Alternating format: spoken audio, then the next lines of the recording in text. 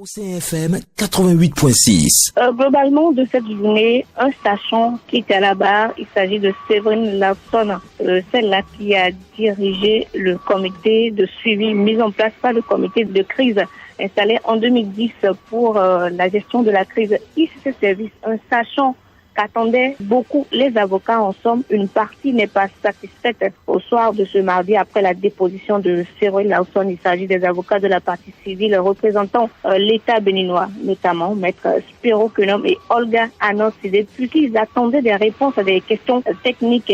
Elles ne l'ont pas eu.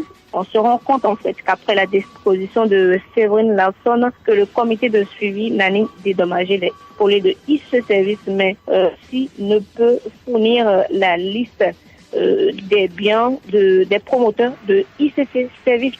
Eh bien, c'est dans cette ambiance où des avocats ont notamment dit qu'on tourne en rond dans cette affaire de ICC Service, que la Cour a décidé de suspendre l'audience pour sa reprise demain matin pour des raisons non évoquées. Vous avez dû constater à l'heure à laquelle l'audience a été suspendue un peu avant 16 heures. Ce n'est pas de coutume parce qu'il faut attendre forcément 17 heures ici avant d'espérer la suspension du procès. Et notamment, il faut retenir que Séverine Lawson est revenue sur sa gestion de la crise de ICC Service, une crise qu'elle a gérée avec la pression du peuple, des médias et du gouvernement. Elle a déploré également le manque de soutien moral qui lui aurait fait défaut dans cette tâche qu'on lui a confiée.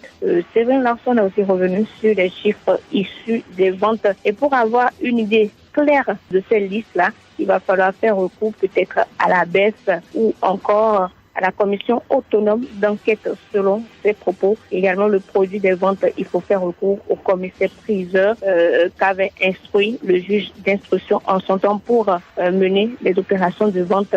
Et parlant des dégels des comptes des promoteurs de ICC Service, il faut faire recours aux banques. Il faut demander ces preuves-là au niveau des différentes banques dans lesquelles ces personnes-là avaient leurs avoirs selon Séverine Lawson. Eh bien, cette journée se termine sur une note d'insatisfaction pour la plupart des avocats.